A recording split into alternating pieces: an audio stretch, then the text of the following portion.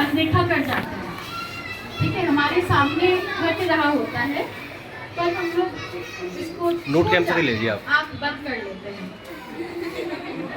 हमारे बच्चे, छोटे बच्चे या बड़े बच्चे, हम लोग देखते हैं कि उसमें विकास का जो लेवल है ना, कुछ बच्चे क्लास में बहुत जल्दी जल्दी सीख जाते हैं, कुछ बच्चों को टाइम लगता है।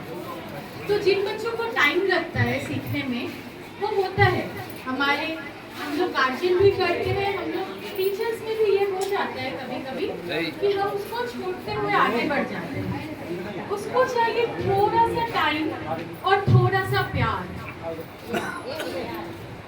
आप लोग विकलांगता के बारे में तो जानते होंगे, बता सकते हैं विकलांगता क्या है? कोई भी अभिभावक बता सकते हैं विकलांगता क्या है? कुछ भी प्लीज बताइए।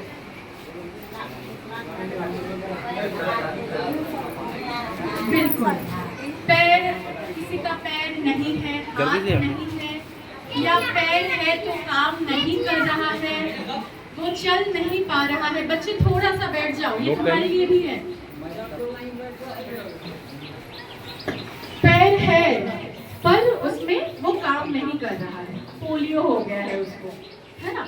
कुछ बच्चे हम देखेंगे शरीर उसका टेढ़ा मेढ़ा है, ये जो हमारी रीढ़ की हड्डी होती है ना, वो टेढ़ी होती है, वो सीधा हमारी तरह नहीं बैठ पाता है।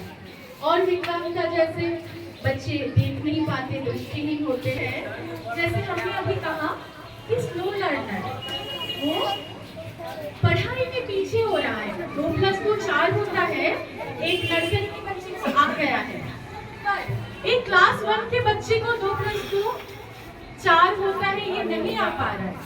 तो हम ना उसको कह देते हैं गुड्डू तुमसे नहीं हो पा रहा है, जाओ हटो। हो जाता है ऐसा, ये हम इंटेंशनली नहीं करते हैं, ये हो जाता है। हम बार बार सिखा रहे, जब वो नहीं कर पा रहा ना, हमारा मन तंग आ जाता है, हम एक समय पर उसको डांट देते हैं। ठीक है, पर इस बात को हम लोग अगर थोड़ा सा गौर करें कि हम वो क्यों नहीं सीख पा रहा है। 2+2 4 होता है, ये कोई बहुत बड़ी बात तो है नहीं। किसी को हम सिखा रहे हैं 2+2 4 होता है, 1+1 2 होता है, 2 के घर का टेबल वो तुरंत याद कर लेते हैं, छोटे बच्चे पहाड़ा तुरंत याद कर लेते हैं, पर किसी से नहीं हो पा रहा है, वो चाह कर भी नहीं कर पा रहा है।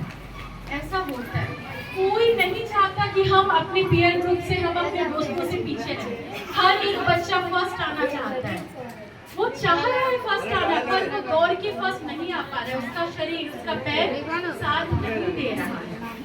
तो इसके लिए हम क्या करते हैं, वो हमारी जिम्मेदारी है, वो हम पेरेंट्स की जिम्मेदारी है, माँ बाबा की जिम्मेदारी है और टीचर्स की जिम्मेदारी है कि हम उसको जन्म दिए हैं तो उसको हमें खड़ा करना है।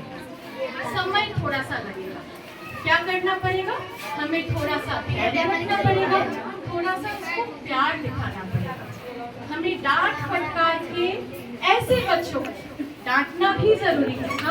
हम सभी खेती बाड़ी से जुड़े हुए हैं, हमें पता है कि एक पौधे को कैसे उगाना है। उसमें सिर्फ खाद डालेंगे तो वो नहीं होगा, उसमें कीटनाशक की भी जरूरत पड़ती है ना, उसमें कीड़े ना लग जाए, इस बात की भी, ये भी हमें ध्यान रखना पड़ता है। तो इस एक बच्चे को हमें बड़ा करने के लिए खाद भी जैसे डालना है, कीटनाशक भी डालना है, मतलब उसमें प्यार भी डालना है और थोड़ी सी डांट फटकार की भी जरूरत पड़ती है, पर वो डांट तरीके का होना चाहिए। हमारे 2 बच्चे हैं, छोटा बच्चा बहुत ब्रिलियंट है, फर्स्ट आता है, बड़ा बच्चा नहीं कर पा रहा है, तो हम अगर उनसे कहे अरे तुमसे नहीं हो पा रहा है, तुम हटो, तुम जाओ, उसको दिख रहा है कि मेरे छोटे भाई से ज्यादा प्रेम किया जा रहा है। ठीक है, ये जो उसको दिख गया ना, ये जो उसको मन में लगा, वो वहीं से धीरे धीरे मुरझाता हुआ, वो बच्चा जहां तक जा सकता था अब वो वहां तक नहीं पहुंच पाएगा। उसमें वो क्या, यकीन मानिए हर एक बच्चे में वो कैपेबिलिटी होती है कि वो उस पॉइंट तक वो पहुंच सकता है, उसको वो